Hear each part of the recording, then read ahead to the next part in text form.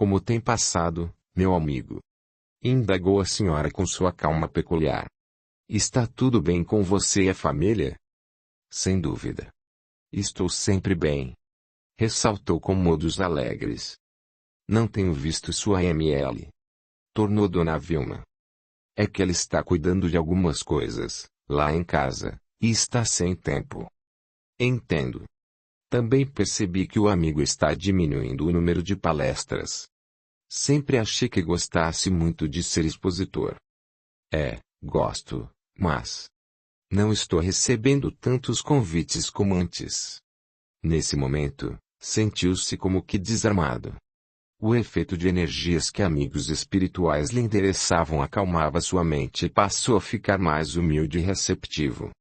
Acho que as pessoas não estão tão afim de aprender, por quê? Não completou a frase. Também notei que estão vindo menos pessoas nos dias em que você faz a exposição de algum tema. A senhora percebeu? Nilo ficou interessado, com um toque de decepção. Sim. Confirmou Dona Vilma. Por isso, eu quis saber se você estava bem, se sua família está bem. Quem é que não tem problemas, não é, Dona Vilma? Acho que isso tem prejudicado um pouco meu trabalho como expositor. É verdade. Ela concordou. Todos nós temos problemas. Mas, tenho de ser sincera com você, meu filho. Não creio que os problemas particulares tenham o poder de afetar seu trabalho com Jesus. E não são as pessoas que não querem aprender. Suas palestras ficaram muito diferentes. A senhora acha mesmo? Inquietou-se. Todos nós notamos. É? Por quê? Será que estou perdendo o jeito eloquente de falar? Será que meu dom persuasivo e expressivo está diminuindo? O meu talento de expor com facilidade e esclarecer as coisas foi afetado? Como médium, o que a senhora me diz? Não creio que seja isso, Nilo. O irmão não perdeu seus dons.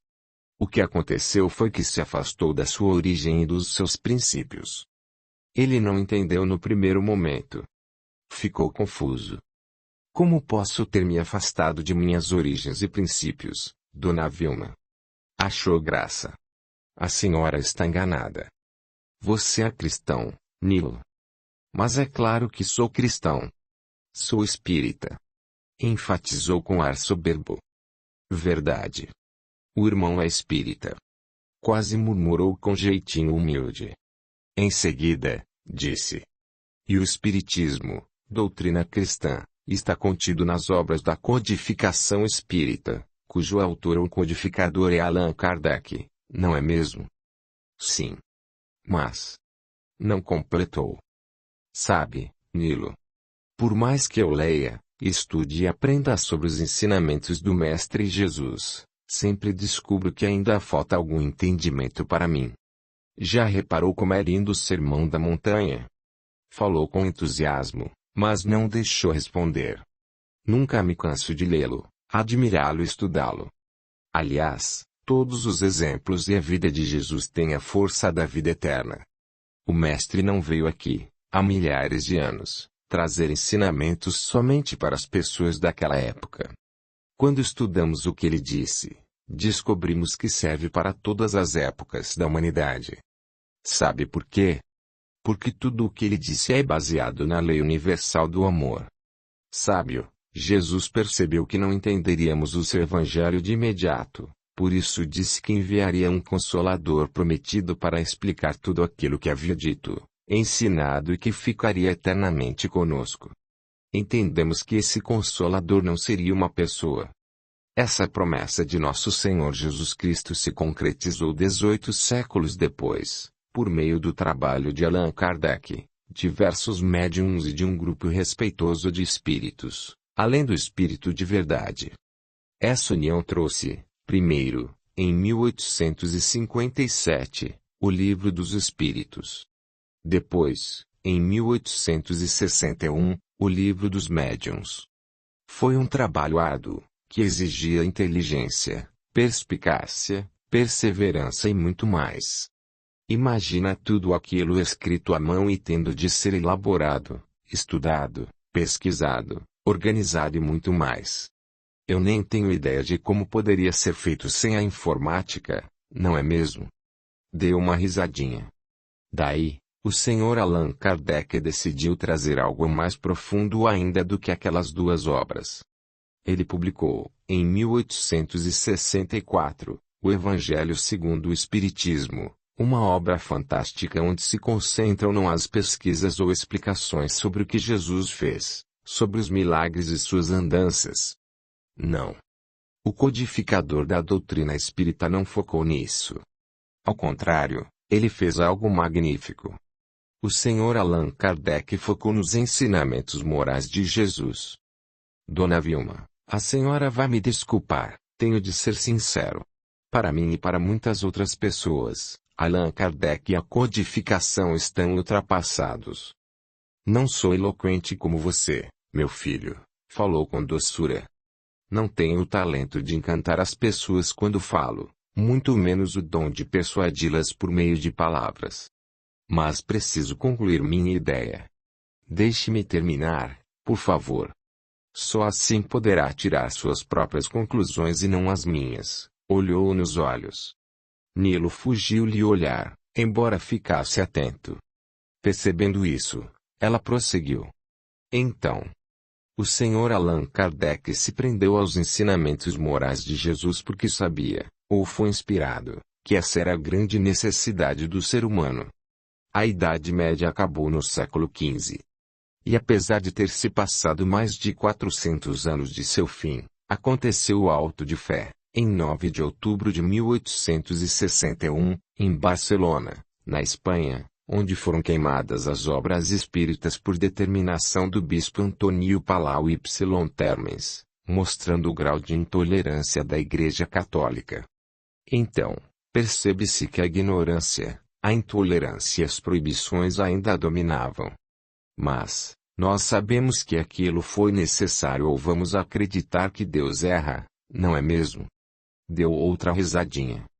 Por isso, era necessário fazer o ser humano pensar, filosofar, voltar-se para algo sublime e diferenciado das ideias daqueles que diziam que tudo pode. Que o importante é satisfazer a vontade. Os inquisidores, intolerantes pensavam assim. Mas deixemos isso para lá. Então, em 1864, o Evangelho segundo o Espiritismo trouxe-nos diversas formas de enxergarmos as experiências terrenas. Que obra fantástica! Enfatizou. Nesse livro, tem um capítulo especialmente dedicado à compreensão do Sermão da Montanha. Já o leu? Lógico. Mas é claro que o li. Respondeu Nilo, um tanto insatisfeito. Jesus teve uma ligação direta com Deus, quando nos trouxe esse sermão, prosseguiu, ignorando o comportamento dele. Acreditou que sua doçura, em algum momento, conquistaria o coração de Nilo. Quando li o Sermão da Montanha, achei que era uma obra em versos, uma composição poética. Aí, aprofundando-me um pouco mais, passei a acreditar que se tratava de um roteiro consolador, repleto de esperança, que aliviava as aflições e o sofrimento. Daí eu li de novo e de novo. Concluí que se tratava de um manual evolutivo para o ser. Que era a norma de elevação perfeita que a alma humana estava buscando. Achei que, à medida que aqueles ensinamentos vão amadurecendo na nossa cabeça, o coração vai ficando cada vez mais nobre. A nossa vida vai ganhando sentido e olhamos o mundo com mais amor. Uma das partes que me chamou a atenção é quando Jesus diz que somos o sal da terra. E que nós devemos dar sabor à vida. Algo saboroso é algo gostoso, não é mesmo? Mas é bom lembrar que sal demais também estraga o paladar. Por isso, Nilo, precisamos ficar atentos para darmos nosso sal na proporção correta, para darmos sabor e não salgarmos demais. Coisas salgadas fazem mal à nossa saúde e à dos outros. Nesse momento, viu atento. Então, continuou. Jesus nunca foi polêmico, político, politizado e não foi tendencioso. Ele nos ensinou a amar como ninguém antes o fez.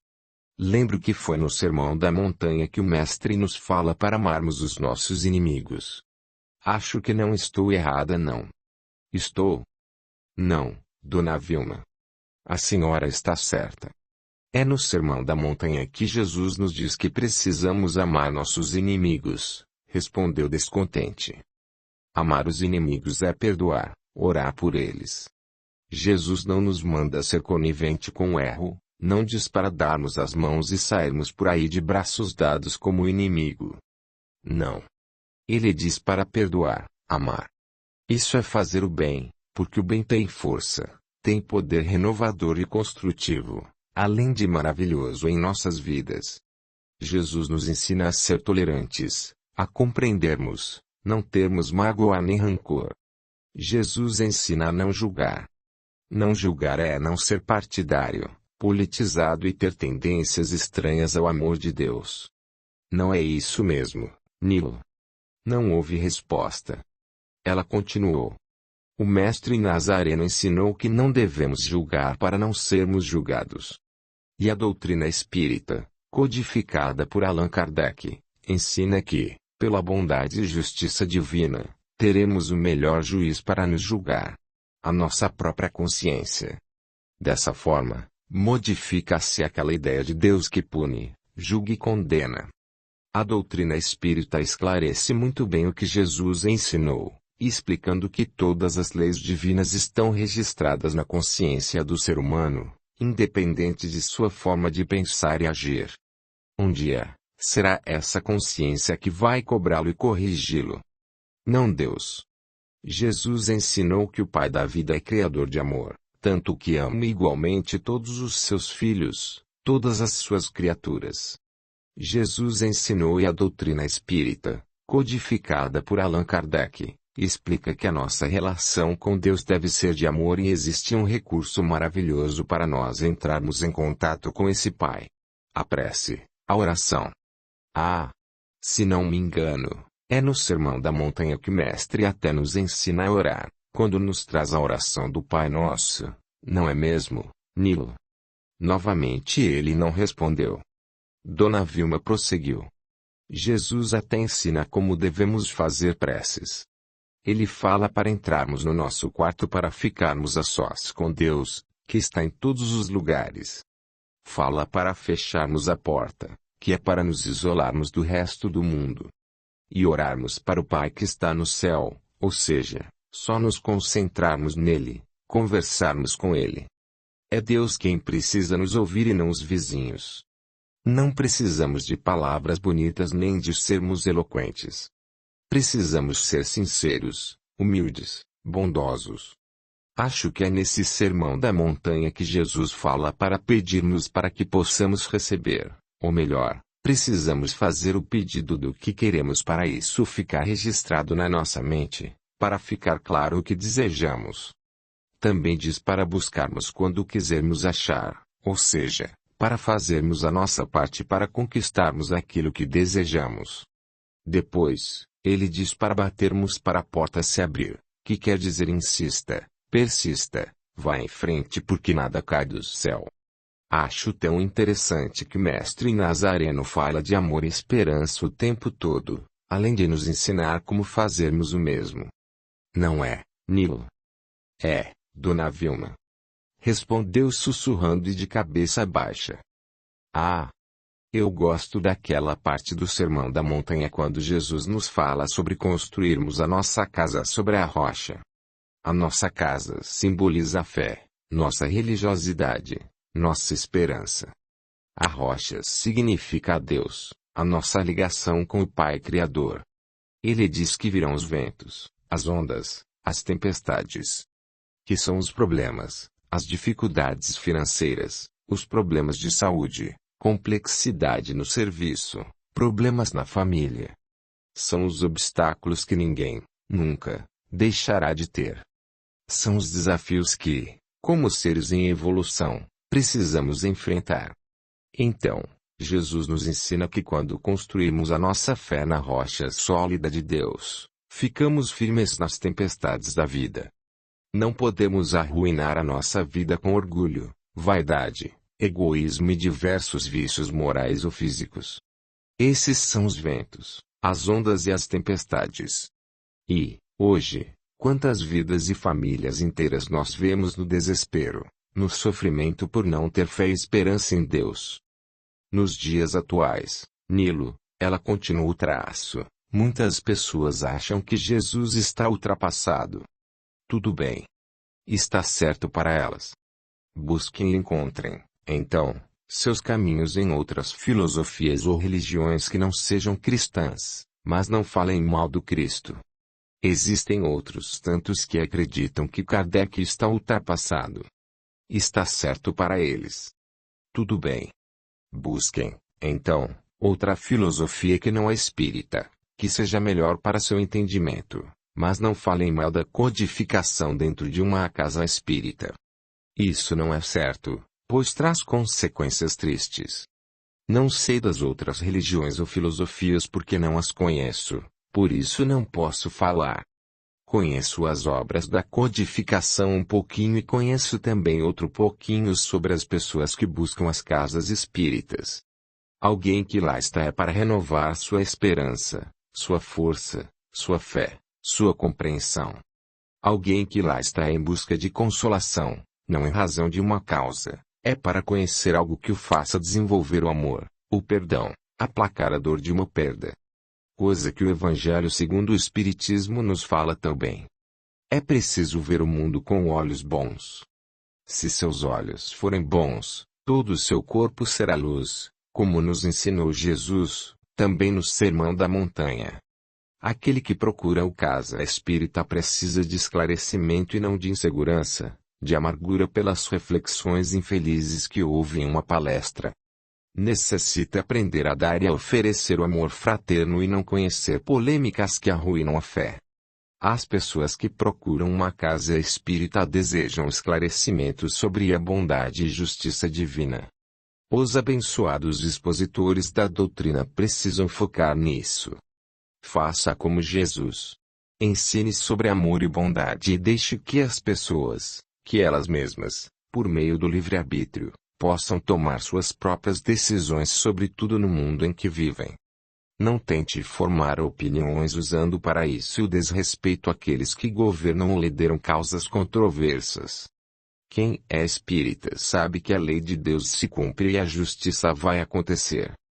Lembre-se de que Jesus, no dia da cruz, disse ao ladrão, ao seu lado, que ele estaria no céu com ele ainda naquele dia. Mas, o mestre nada falou sobre os hipócritas que ali estavam politizando, fomentando intriga, inclinando-se a tendências, criando polêmicas e destruindo o amor e a paz. Não. Sobre esses, Jesus não disse nada. Cada qual responderia para a própria consciência. Só lembrando sobre um dos ensinamentos que Jesus disse no Sermão da Montanha. Quem comigo não junta, espalha. Então, meu querido irmão, ou você se junta a Jesus ou entre para o seu quarto e ore para o Pai, que está no céu, e peça luz para o seu entendimento, clareza para suas dúvidas, discernimentos para se aperfeiçoar, não no seu dom de expor, persuadir com eloquência, falar com fervor. Mas, sim, para expor levando conforto e paz como Jesus fez e como a doutrina explica. Não desperdice os seus talentos. Não seja o falso profeta que vem vestido de ovelha, porém, na verdade, é um lobo devorador que acaba com a esperança e a fé. Como disse o mestre Nazareno no Sermão da Montanha. Aquele que ouve as minhas palavras e não as cumpre, compará-los-ei ao homem insensato que edifica a sua casa na areia. E desceu a chuva, e correram rios, e assopraram ventos e combateram aquela casa que caiu, e foi grande a sua queda. Certamente, Nilo iria refletir muito sobre aquele assunto. Muitos de nós nos julgamos repletos de razão quando, de fato, precisamos parar, orar e refletir sobre o que os nossos olhos enxergam e o que sai da nossa boca. Quem com Jesus não junta, espalha. Eric Bernstein. Por favor, comente, compartilhe, e antes de sair, não esqueça de curtir. A gratidão é o caminho da evolução. 11. A última tarefa de um mentor. Muitas vezes, por ignorarmos o que fazer ou por constrangimento, não estamos preparados espiritual e emocionalmente para algumas situações. Um dos momentos mais delicados são os nascimentos e os falecimentos. No primeiro, sentimos felicidade, euforia por sermos agraciados e abençoados pela chegada de um ser tão querido e esperado. No segundo, somos surpreendidos pela despedida, que pode ser repentina ou não. Aquele que se desliga da vida terrena, por meio da morte do corpo físico, mas continuando a existência no plano espiritual, nem sempre está preparado. Isso depende muito de como se dedicou, quando encarnado, à sua espiritualidade, à sua ligação com Deus, força maior que rege o universo. Uma coisa é certa. Em qualquer desencarne não existe injustiça divina ou castigo de Deus. Por mais que não entendamos, há uma razão, uma causa maior no que acontece. Aqueles que desencarnam com pouco conhecimento, entendimento e preparo para a nova vida, na espiritualidade, são invadidos por sentimentos múltiplos e confusos. Dependendo do ser, ele demora a aceitar, entender e seguir seu novo caminho em boas e elevadas companhias. Uma das coisas que mais ajuda na compreensão do desencarnado, em sua nova etapa evolutiva, é a própria prece e as orações daqueles que ficaram. Muito além disso, a prece auxilia imensamente os encarnados que a fazem, proferem, pronunciam nesses momentos delicados. Para melhor esclarecer, tomemos como exemplo a situação que Alfredo enfrentou. Quando encarnado, Alfredo foi um homem rico, ocupado, preocupado com o trabalho e com tudo à sua volta, menos com sua espiritualidade, com sua ligação com Deus. Embora se denominasse católico, comparecia à igreja somente em ocasiões especiais. Casamentos, batizados, missas de sétimo dia. Colaborava com a paróquia contribuindo sempre com o dízimo. Acreditava em Deus, mas nunca se aprofundou em reflexões sobre os ensinamentos do Cristo. Se não foi um homem mau, também não foi um homem com grande dedicação ao bem. Viveu a vida, como podemos dizer, no modo automático. Sua família era composta de Emily e 3 filhos. Parentes não faltavam. Tinha vários amigos, porém o número de conhecidos era muito maior. Todos gostavam dele, principalmente, pelas colaborações, mimos, presentes e empregos que sempre oferecia. Apreciava, imensamente, ser amado e muito querido, só não sabia que era por interesse. Talvez isso não importasse naquele momento. Alfredo não se incomodava em pagar por isso. Sim. Isso mesmo. As amizades e a valorização que lhe davam era pelo que oferecia. Devido a um infarto fulminante, ele desencarnou. Como espírito, Alfredo se viu ao lado do corpo que o serviu de morada. Ficou despreparado, sentindo-se desamparado e confuso, sem nada a entender e em condição que os espíritas chamam de estado de perturbação. Uma impressão estranha o abatia como se fosse sensação de desmaio. Um torpor o dominava. De forma muito diferente do habitual, via as pessoas reunidas, conversando, gesticulando, rindo. Às vezes, ouvia algo que não fazia sentido como se as falas fossem misturadas e ecoando em seu ser. Gargalhadas, por alguma piada, abalavam-no mais ainda, pois eram como marteladas sem dor em seus sentidos. Outros espíritos, que passavam por ele, deixavam-no mais confuso então. Não sabia o que estava vendo e percebendo. Ignorava o que lhe tinha acontecido. Por que estou assim? O que aconteceu? Deve ser sonho. Um sonho confuso. Já sonhei e fiquei confuso. Vou acordar. Vou acordar. Mas não acordava. Aquele era o mundo real. Observando Alfredo, a certa distância, o espírito Onofre, um socorrista de emergência, que ficava à disposição em locais de funeral, permaneceu atento. Sem demora, o mentor de Alfredo, também chamado de anjo protetor, anjo da guarda, espírito guardião ou guia espiritual, Aproximou-se do espírito Onofre e se apresentou. Como vai? Não o conhecia, porém era capaz de reconhecê-lo pela aura equilibrada e luzente que aquele espírito possuía. Sou Josué, mentor de Alfredo, e o apontou. Prazer conhecê-lo, prezado irmão Josué. Sou Onofre, sorriu. Em que posso ajudá-lo? Percebo que o irmão é um socorrista de plantão em lugar como esse.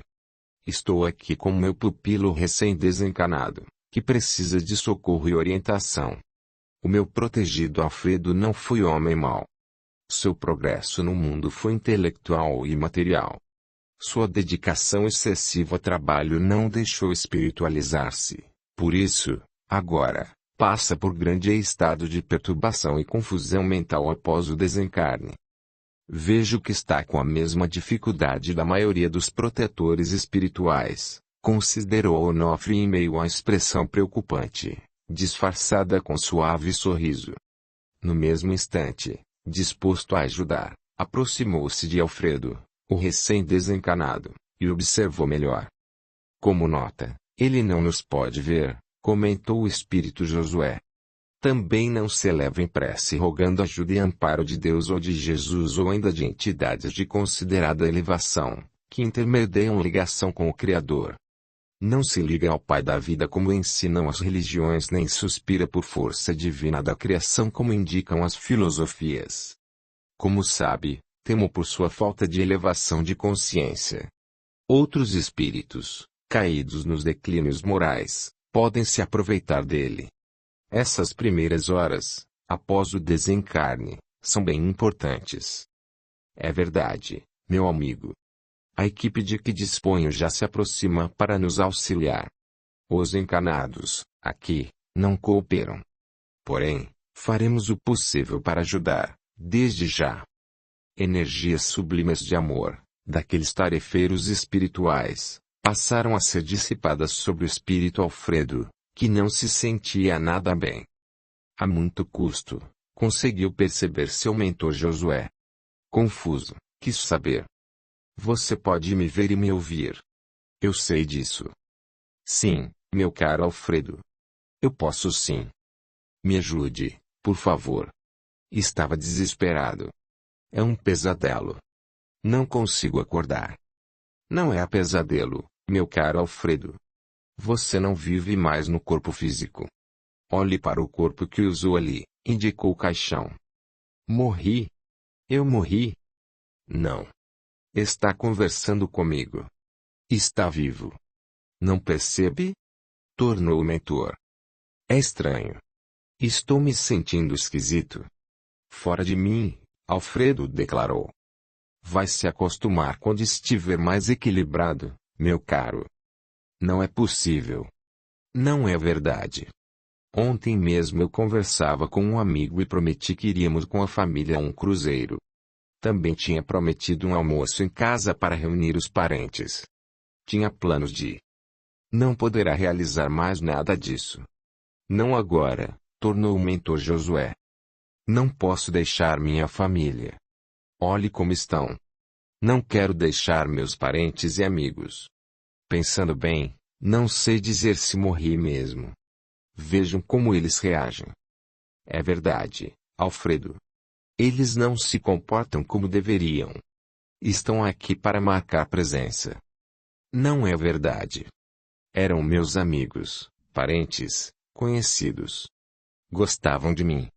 Isso é uma brincadeira. Já vi muitas dessas pegadinhas. Não, não, não. Não é verdade. Assisti um filme que as pessoas ignoravam o sujeito para que pensasse que estivesse morto. Não, não. Isso é uma brincadeira. Aproximando-se de um dos presentes, demonstrou-se como se quisesse assustá-lo e fez como se berrasse. Mas, o encarnado não conseguiu percebê-lo e, ainda por algo que conversava, gargalhou. Parem com isso. Parem de agir assim. Estou enlouquecendo. Não mereço isso. Alfredo, meu caro, isso não vai adiantar. Josué tentou dizer. Saia de perto de mim. Você foi pago para isso. Pare. Se eles te pagaram para fazer isso, eu posso pagar muito mais. Não vê que estou em desespero. Então, ore, meu caro, sugeriu o mentor. Não. Não é verdade. Enquanto isso, no plano dos encarnados, todos se comportavam de maneira quase natural, incompatível para um velório. Ele era muito engraçado, disse um amigo. Também. Com a estabilidade financeira que tinha, até eu iria rir à toa. Gargalhou outro. Se bem que ele era meio metido, vamos concordar. Fazia reuniões em volta da piscina, servia os mais caros aperitivos e petiscos. Comentou outro. Isso era verdade. O Alfredo era muito snob. Chegava a nos humilhar, falou o primeiro. Na espiritualidade. Não. Não é verdade. Eu convidava vocês para descontrairmos. Bando de ingratos. Ignorantes. Imbecis. Esbravejava Alfredo. Mesmo não se sentindo bem, apresentava-se enfurecido. Aproximando-se, novamente, o espírito Josué tentou acalmá-lo. Meu caro, por favor. Deixe-os. Vamos orar para que recupere o equilíbrio e a razão. Não pode ser verdade. É uma brincadeira de muito mau gosto. Não é verdade. Enquanto o mentor Josué buscava convencê-lo, o espírito Onofre e sua equipe tentavam envolver algum encarnado para uma prece coletiva em favor de Alfredo. Dessa forma, ajudaria o recém-desencarnado a compreender seu novo estado e aceitar o socorro. Além disso, a oração ocuparia o lugar dos comentários nocivos e desfavoráveis, não só a Alfredo como também a eles mesmos. Aqueles que riam e se juntavam para piadas e conversas desse nível, eram assediados por espíritos de baixo padrão moral que se afinavam a eles, criando laços e energias indesejosas por apreciarem o mesmo tipo de assunto. Seria muito provável que, tais espíritos levianos, acompanhassem essas pessoas quando fossem embora, pois desejariam mais. Os que estavam, ali, contrariados, irritados por perderem horas de seu dia ou afazeres, atraíam espíritos mal-humorados, zangados e até agressivos que, muito provavelmente, iriam segui-los ao final do velório pela mesma razão. Afinidade. Espíritos que se opunham à elevação de Alfredo, que foram seus inimigos do passado e o queriam prejudicar de alguma forma, também vibravam para o desespero do desencarnado e para que os presentes não buscassem trazer luz, paz e energias sublimes ao evento. A viúva e os filhos só choravam. Concentravam-se em suas dores, na ausência que ele faria, nas dificuldades que poderiam enfrentar. Não realizavam uma única prece. O socorrista espiritual e sua equipe tentavam, por vários meios, fazer com que algum indivíduo se lembrasse de uma oração, de uma prece. Mas estava sendo muito difícil. Um ou outro, que poderia fazê-lo, sentia-se envergonhado e o acanhamento o inibia. Afinal, como falar em Deus e pedir elevação de pensamentos a pessoas tão nobres, financeiramente falando? Porém, o inesperado aconteceu. Atrasados, chegaram ali o Sr. Nelson e sua família. Era um homem simples, que trabalhava como auxiliar de faxina na empresa de Alfredo. Educado, demonstrando constrangimento na expressão de condolência pelo falecimento de seu patrão, Nelson se aproximou da família e os cumprimentou com humildade. Sua Emily fez o mesmo. Em seguida, ele foi para junto do caixão e ali ficou reflexivo por alguns instantes. O espírito Onofre, o socorrista, não perdeu tempo e, com a permissão do mentor do encarnado, foi para perto e o inspirou. Olhando para sua mulher, Nelson sussurrou: Ninguém está orando. Vamos fazer uma prece. Não, sem a permissão da viúva. Melhor você perguntar para ela. Com extrema modéstia, Nelson foi para perto da senhora, que estava desalentada, e pediu: Dona Vilma, a senhora permite que façamos uma prece para o Sr. Alfredo? Uma prece? Sim. Uma prece para que o nosso Pai, que está no céu, Abençoe e envolva ao Sr. Alfredo. Sou espírita. Se a senhora não se incomodar. No primeiro momento, a mulher ficou surpresa. Ninguém havia pensado em uma oração. Em seguida, apreciou a ideia e permitiu.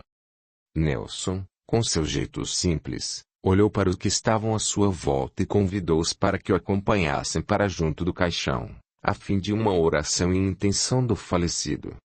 Tirando do bolso de sua jaqueta um pequeno livro, posto ali propositadamente, o Evangelho segundo o Espiritismo, bem gasto e manuseado.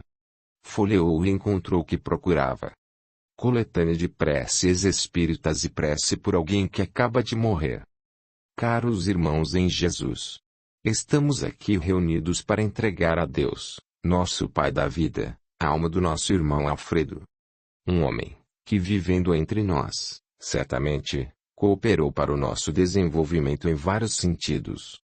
Vou ler, agora, prece por alguém que acaba de morrer. Iniciou a leitura. Todos ficaram atentos e em total silêncio. No final, Nelson fez a oração que o próprio Jesus nos ensinou. Os encarnados não puderam ver, mas, na espiritualidade, Alfredo, que não havia parado de esbravejar contra aqueles que ali estavam, parou ao ouvir que a prece seria a intenção de sua alma. Ficou estático e acreditou que havia morrido de fato. Olhou bem para Nelson e se lembrou do quanto aquele homem era gentil, trabalhador, honesto. Trabalhou para ele por muitos anos. Sempre educado e prestativo. Aquele funcionário não brincaria com aquela situação. À medida que a oração era feita, derramavam-se sobre todos, encarnados e desencarnados, uma energia sublime em forma de luzes cintilantes de coloração azulada, suave, cálida. O recém-desencarnado Alfredo acalmou-se, emocionado com cada palavra e, principalmente, com as vibrações que passou a receber. Alguns desencarnados, que ali estavam e se encontravam desorientados ou perturbados, pararam e também se deixaram envolver. No entanto, outros fugiram do local pela incompatibilidade fluídica. Alfredo começou a entender que não estava morto, mas vivendo em outro plano e que aquele era um momento importante e de grande escolha, quando seu mentor Josué convidou. Meu caro Alfredo, agora entende que não pertence mais ao mundo dos encarnados. Ficar junto a eles não é conveniente. Aqui, no mundo espiritual, poderá ir para local apropriado para a sua evolução, salutar as suas necessidades e importante para a compreensão de muitas verdades eternas. Terei de deixar minha família? Nascemos sós e partimos sós. Receberá permissão para visitá-los e acompanhar a experiência de todos. Ficar perto e junto a eles, não é bom para qualquer desencarnado. Venha comigo. Quem é você? Quis saber, mais tranquilo. Meu nome é Josué. Sou seu guia espiritual, seu mentor, anjo da guarda. Chame-me como quiser. Acompanhei você desde o seu primeiro dia encarnado e durante toda a sua vida terrena em todos os lugares. Busquei influenciá-lo para o bem e para que evoluísse espiritualmente. Hoje, meu trabalho, ao seu lado, termina. É chegada a hora de eu deixá-lo, mas, antes, quero guiá-lo para local seguro e adequado, encerrando minha última tarefa nesta etapa evolutiva com você. Alfredo olhou para aquela que foi sua mulher e seus filhos. Estava emocionado e não sabia o que pensar. Josué, adivinhando-lhe os pensamentos, sugeriu. Diga. Foi uma bênção tê-los comigo. Que Deus os abençoe por contribuírem para minha existência e evolução. Até um dia. O recém-desencarnado aproximou-se da viúva e beijou-lhe a face. Fez o mesmo com os filhos. Chorou. Repetiu o que seu mentor havia sugerido. Olhando para todos, disse o mesmo. Até um dia. Que Deus os abençoe. Obrigado. Emocionou-se muito. A equipe de Onofre, que trabalhava como socorrista, teve muito trabalho em virtude dos que se deixaram socorrer na espiritualidade. Os encarnados que ficaram compenetrados na oração, desejando o amor e o bem do desencarnado, iluminaram-se e não tiveram acompanhantes espirituais quando retornaram para seus lares. Alfredo deixou-se levar por seu mentor espiritual para uma nova vida de aprendizado e evolução. Josué realizou a última tarefa como mentor naquela existência de Alfredo. Eric Bernstein. Audiolivro realizado pelo canal Surya Chand Audiobook. 12. Lar. Primeira escola. Danilo era um garoto saudável. Nascido em uma família muito rica e famosa na sociedade. Mimado, cresceu e foi criado com todos os caprichos, presentes e luxos que todos podiam dar. Não foram ensinados limites. Desde pequeno, ordenava às páginas e às governantas para que tudo saísse ao seu agrado. E, por orientação dos pais às empregadas, ele era obedecido. Ninguém o educava ou corrigia. Seus pais, Celso e Fátima, faziam todos os seus gostos. Inclusive, levavam-no para coquetéis sociais e festas exclusivamente de adultos, pois achavam que o filho deveria, já cedo, acostumar-se com os hábitos e as particularidades que adotavam com elegância. Sem demora, o garoto começou a tomar parte dos brindes alcoólicos que os adultos propunham e isso parecia engraçado a todos, inclusive aos pais. Bem surpresos, alguns não apoiavam e censuravam a atitude deles, que diziam saber o que estavam fazendo. Outros, para agradarem ao casal, achavam graça, apoiavam e aplaudiam nas rodadas de vira-vira feito de modo considerado suave, com uísque, gelo e guaraná. Celso e Fátima sentiam-se envaidecidos, pois Danilo roubava as cenas. Era falante, alegre, expressava-se muito bem, apesar de seus 5 anos de idade. Toda criança gosta de ser aplaudida, por isso costuma repetir e aperfeiçoar o que faz para agradar.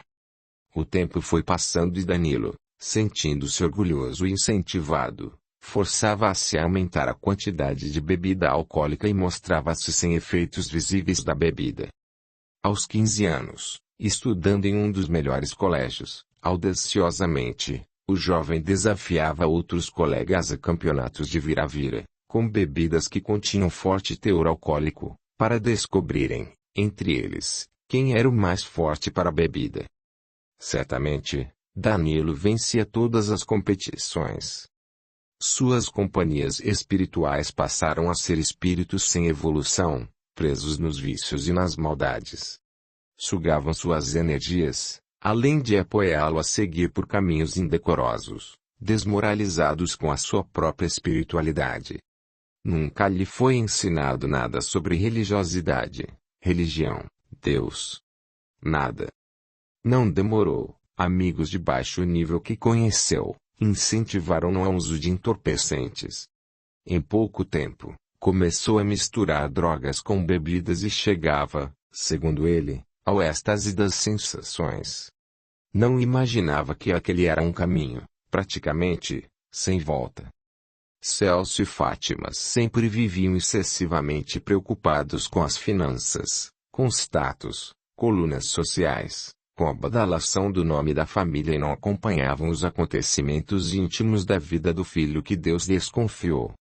Sabiam dizer que Danilo era um rapaz lindo, vistoso, com corpo atlético, cobiçado, desinibido e encantador. Os pais não sabiam dizer o que o rapaz pensava, quais suas dúvidas, seus problemas, o que desejava da vida e o que pensava sobre o futuro. Nunca sabiam suas opiniões. Com o tempo, as drogas lícitas e ilícitas assumiram o controle da vida de Danilo, que passou a ter crises depressivas, ansiedade descontrolada e ataques de pânico. Isso levava ao uso desmedido das drogas. Sem demora, encontrou grupos desajustados e de vida sexual desregrada. Seus conflitos e desespero aumentavam a cada dia e ele não sabia o que fazer. Certa vez, a manifestação violenta da abstinência fez com que Danilo perdesse o controle e usasse drogas lícitas além da medida, sofrendo seu primeiro coma alcoólico. Foi socorrido e internado. Os pais, cientes do problema, Ficaram muito preocupados com o que os outros pudessem pensar e dizer a respeito do caso. Precisaram de muito esforço para manterem tudo em sigilo. Acreditaram que aquilo era uma fase comum aos jovens, que iria passar e que o filho logo estaria bem. O rapaz sempre prometia a si mesmo que não cairia em tentação e não usaria mais nenhuma droga. Mas, quando as crises de abstinência chegavam, um desespero, com um misto de ansiedade e pânico, dominava-o e não cumpria sua promessa. Ao sair do efeito das drogas, lícitas ou ilícitas, tinha uma sensação de nojo. Às vezes, recordava o que fazia em grupo e sentia repulsa, asco de si mesmo. Havia perdido o controle. Desgostoso, doente, pois seu organismo e seu cérebro não possuíam mais as mesmas condições normais de antes, Danilo passou a se sentir impulsionado a desistir da existência terrena, acreditando que tudo acabaria com a morte do corpo físico. Em desespero, fez uso de grande quantidade de entorpecentes, medicamentos e bebidas alcoólicas. Foi socorrido, porém não resistiu.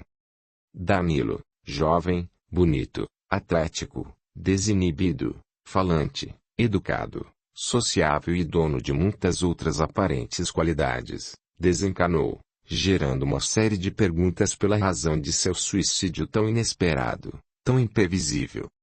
Nos primeiros dias após sua morte, ainda ficou preso à matéria do corpo físico, sofrendo com o desespero consciencial, sentindo dores e as dilacerações como se estivesse encanado e sem anestésico, devido à necropsia que foi necessária ser feita para saber a causa-morte.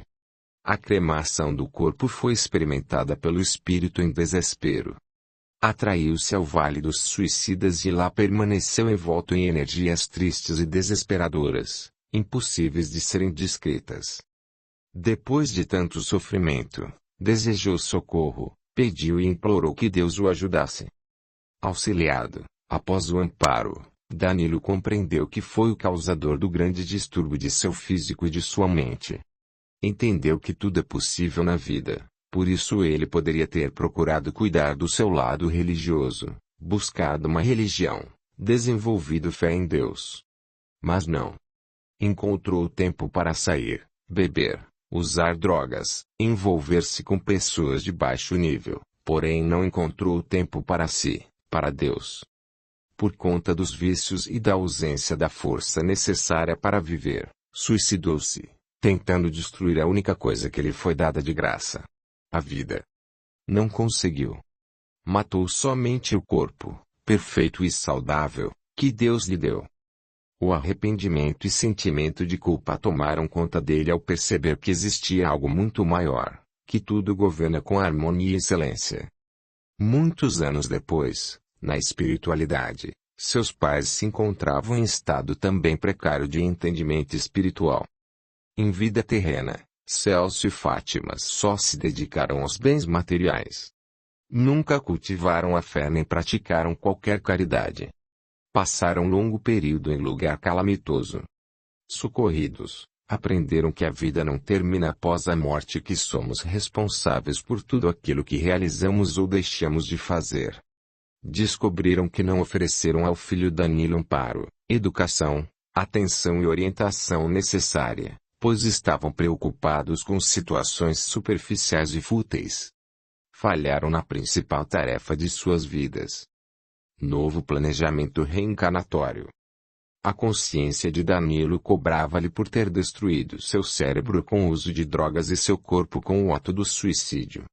Ele rogou nascer com um acidente genético que lhe ofereceria doenças cardíacas congênitas, fenda labial e palato fendido pelo uso de drogas, medicamentos e álcool para o suicídio. Além disso, transtorno mental, má formação grave no sistema nervoso central e órgãos internos, malformação no trato urogenital, doenças renais e outros. Celso e Fátima seriam seus pais. Deveriam recebê-lo como filho querido e, devido aos problemas, precisariam se dedicar totalmente a ele, o que não fizeram anteriormente. Reencarnariam com pobreza material evidente, para não mais desperdiçarem com extravagâncias terrenas desnecessárias. Como podemos observar, jamais os filhos pagarão pelos erros dos pais, tampouco os pais pagarão pelos erros dos filhos. Afastemos também das nossas concepções o desejo de acreditar que passamos por uma provação, por uma dificuldade porque Deus o quer, porque é sua vontade. Pensando assim, estaremos julgando o Criador como injusto. Deus não nos vê como cobaias. Ele é bom e justo. Não podemos responsabilizá-lo por dificuldades e experiências amargas atraídas por nós mesmos. Por meio da reencarnação, tão bem explicada na codificação espírita, entendemos os motivos de tantas falências humanas, de tanto sofrimento, de tanto desencontro que provamos. Querendo sempre isentar-se de ser o único culpado, chega-se ao absurdo de culpar os pais, os outros ou até a Deus pelos próprios sofrimentos, pelas dores físicas ou da alma. Não devemos só rogarmos por força ilusa nos sustentar no caminho. Precisamos despertar a vontade própria para adquirirmos conhecimento, pois, somente assim, não cometeremos mais o grande erro do julgamento precipitado e teremos o entendimento que nos elevará na escala evolutiva para superarmos, com nobreza, os supostos males da vida. Apenas dessa forma, mesmo quando tivermos atravancados nos problemas que nós próprios causamos, seremos capazes de sentir a ação das bênçãos de Deus que chega em abundância àqueles que se fazem merecedor delas, pois possuem a fé, a boa vontade em buscar esclarecimento e a esperança de que, um dia, tudo será melhor como o próprio Jesus nos prometeu. Rafael 13. Talismã. Amarás o Senhor teu Deus de todo o teu coração, e de toda a tua alma, e de todo o teu pensamento. Jesus, Mateus 22:37. Dr. Armelino era um médico muito conhecido em sua pequena cidade. Costumava ser muito bom no que fazia. Acertava em seus diagnósticos, prescrevia sempre a medicação certa aos pacientes e, além disso, era uma pessoa gentil, educada, humilde e sempre disposta a ajudar. Amava o que fazia. Era culto, religioso, respeitoso e sempre sensato. Todos costumavam dizer que ele tinha o dom. Todos os dias, antes de sair de casa, o Dr. Armelino passava a mão em seu pescoço, procurando pela corrente de ouro que usava. Nela, carregava alguns adornos que ninguém via. Nesse momento, ele elevava os pensamentos a Deus e aos santos pedindo proteção, ajuda, confiança e que sempre conseguisse realizar seu trabalho da melhor forma possível, auxiliando seus pacientes. Na mesma hora, energias sublimes se derramavam sobre ele, clareando sua consciência e deixando-o mais concentrado no que precisava ser feito. Também ganhava ânimo e disposição, o que o fazia incorporar seu lado atencioso e cortês. Enchia-se de confiança e fé com a certeza de que cumpriria sua missão com amor e bondade. Era praticamente um ritual. Depois disso, saía de casa seguro, confiante de que seu dia seria proveitoso, repleto de boas práticas e realizações na medicina que exercia, cumprindo seu juramento. Dessa forma, seu dia sempre era gratificante. Acertava nos diagnósticos, ajudava pessoas e, as que não conseguia, tinha a certeza de que havia feito o melhor. Na maioria das vezes, retornava para o seu lar exausto, dominado por um cansaço mental, resultado de muita concentração, dedicação e empenho. Sentia-se satisfeito por isso e agradecia a Deus por ter inteligência, ânimo, profissão e ter podido trabalhar em benefício de outras pessoas. Aconteceu que, em um sábado, o Dr. Armelino foi passear em um parque com sua família. Fizeram um piquenique. Foi um dia abençoado.